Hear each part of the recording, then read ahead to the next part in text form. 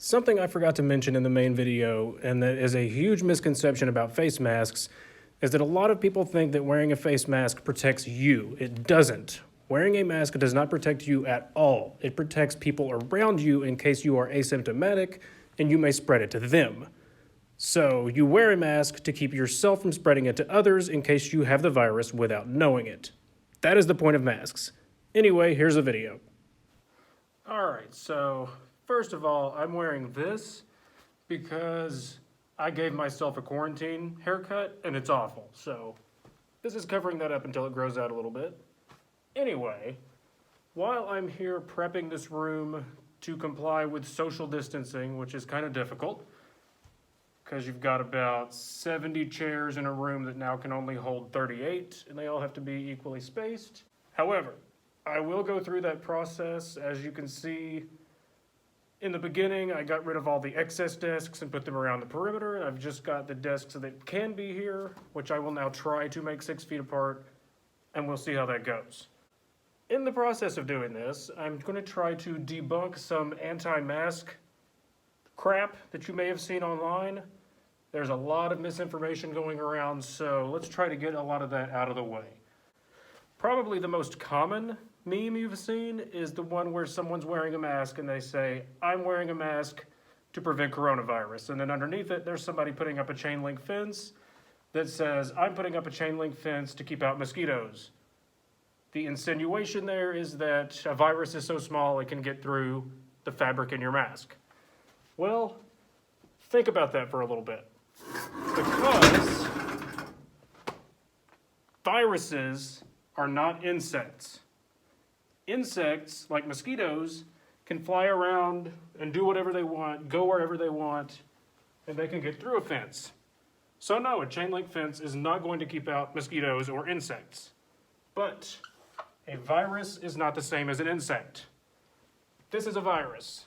A virus cannot move on its own, it can't fly, it can't crawl. A virus requires a host or someone to do the moving for it.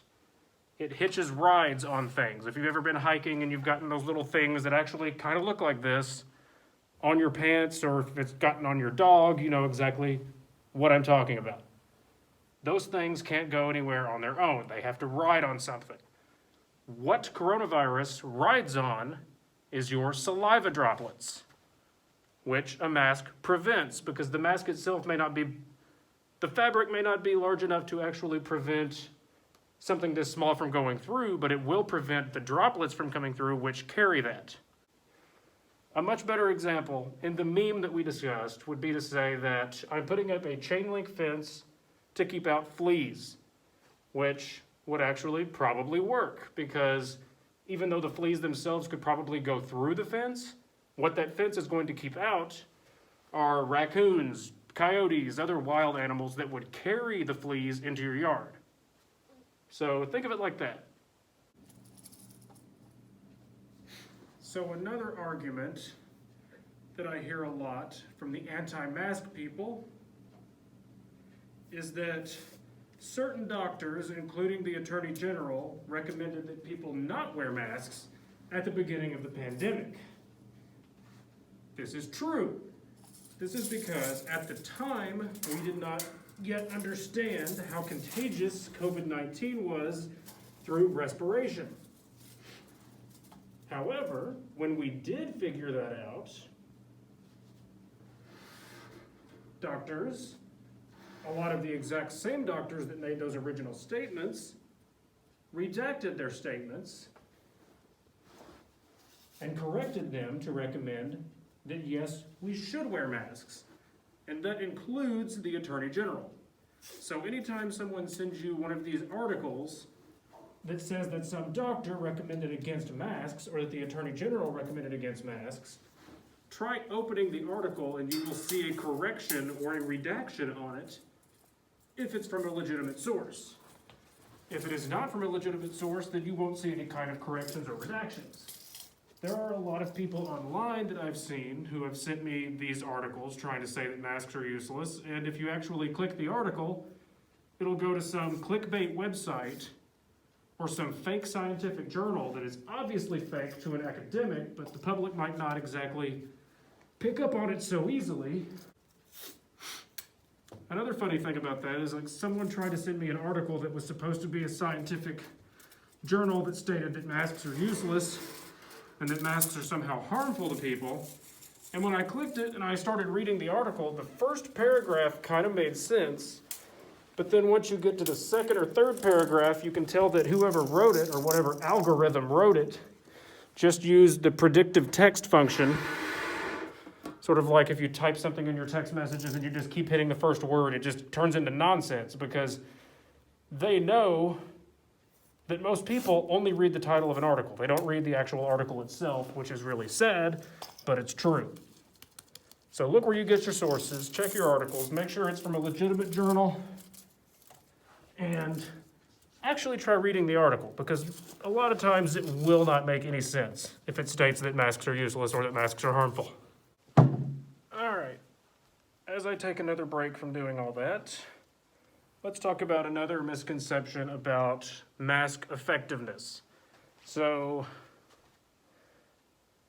the stupidest argument that I've heard was somebody that said, if I can smell a fart through jeans, then that mask isn't working. And that kind of goes along with the whole thing that you'll see on Instagram of somebody wearing a mask and they're vaping, and they'll blow the vapor and the vapor goes through the mask. Yes, vapor will go through masks and so will farts. Who knows why? Let's talk about this. Oh, that was loud.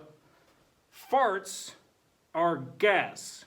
Gas will go through fabric. Vapor, such as when you vape, is also a gas that will go through fabric. Your saliva, which is what the coronavirus travels on, is a liquid. You are not exhaling vapor or gas. That's not how that works. Your saliva is a liquid. If you've ever worn a mask all day, you'll find that little wet spot in the end after a while, and that's all the saliva spit that you've been exhaling all day.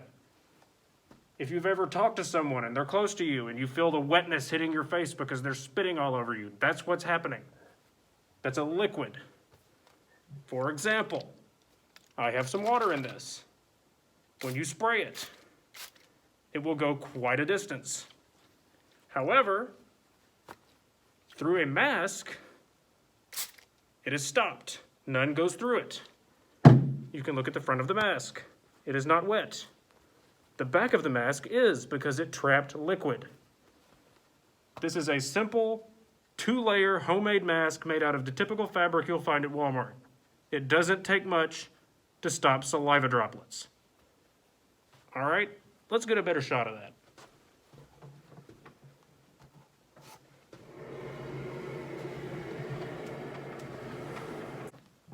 All right.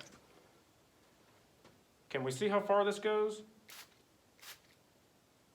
I would say roughly 6 feet. Once again, here's the mask. I'm gonna hold the mask in front of it. Nothing. It gets trapped in the mask. There we go. That's how simple that is. Masks work. So there are a lot of people out there that claim that wearing a mask is unhealthy, or some of the more extreme people will even say it will lead to blood poisoning because it increases your CO2 intake, or whatever crap science that they're trying to push on you. And this has been disproven time and time again, and is complete BS. And common sense should tell people this, because I'm sure we all know doctors or nurses or someone who works in the medical field that not only wears a cloth mask, but often wears an N95 mask for 8, 10, 12 hours at a time, sometimes 7 days a week. And if wearing a mask is really dangerous, and if that were true, then where are all the stories about doctors or nurses falling over dead from CO2 poisoning? It's just not a thing. if you were breathing in and out of a balloon for 30 minutes, you might get blood poisoning from something like that. But a cloth mask, no. Because like we talked about earlier, gases can travel through cloth. Liquids can't. Or at least liquids in mist or talking form, such as when you're talking. What is a gas? Oxygen. Oxygen can get in your mask. What else is a gas? CO2. That leaves the mask. Now you might get hot and sweaty walking around breathing your breath back on your face in the summertime or when you're working, kind of like I am now. And you'll feel hot, but that doesn't mean you're getting CO2 poisoning. So, I think that pretty much touches upon all of the big anti-mask arguments.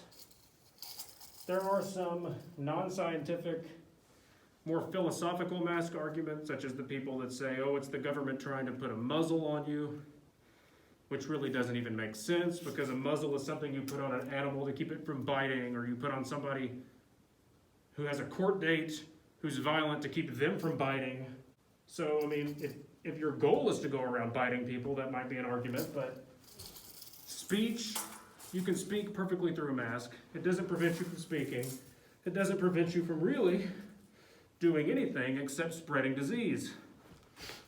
So, philosophically, if you think it's your right to spread diseases to people, then maybe I can get what you're saying, but why would anybody want to do that? So, there are a ton of other arguments out there that people are trying to use to say that I don't want to wear a mask. What else is there? Oh, that it's infringing on your rights and it's unconstitutional to make people wear a mask. No, it's not. If making someone wear a mask in public is unconstitutional, then so are seatbelt and helmet laws. Think about that. I think that pretty much covers it. If you can think of any other arguments people use, maybe I'll make a part 2 of this, who knows. But I'm almost done with this. I got all the excess desks out of the way. Now I'm just socially distancing the rest of them. And I will show you the finished result here in a minute. And if you have a classroom that you have to prepare, maybe this will help you figure out how to do it. All right, so this is the finished product. I was able to just fit 38 desks in here at roughly 6-ish feet apart, as good as I could get. There's also a 6-foot professor bubble here, with spaces for students to know how far to stand back if they're coming to get things up front. Each desk has an X underneath it, which is 6 feet apart. I'm gonna have to work on finding some left-handed desks to go on the edge, but if not, they can just get in the seat and scoot over. You gotta work with what you got. So, this is one way to do it. If you need any extra space, possibly if you've got room in the back, stack all the extra desks. This is usually how many desks fit in this classroom, but this is the new normal. So, yeah. If you've had to move around any of your classrooms and you have a better idea, just let me know in the comments. Also, wear a mask. They work. So, when everything's all spread out, you can really see the stains on the floor. Also, maybe you're lucky enough to not have to work around a giant pole like I did. Anyway, bye.